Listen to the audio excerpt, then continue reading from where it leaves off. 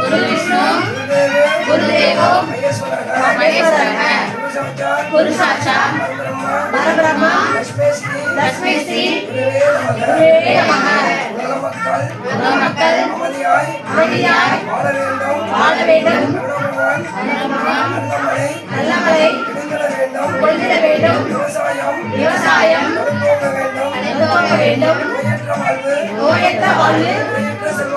குறைவற்ற செல்வமாக எல்லாரையும் நல்லபடியாக வாழ வைப்பாயாக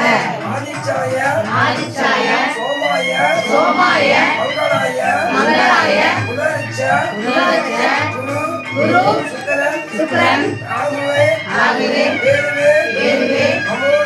நமோ நமக உலக மக்கள் அமைதியாக வாழ வேண்டும் பராசக்தி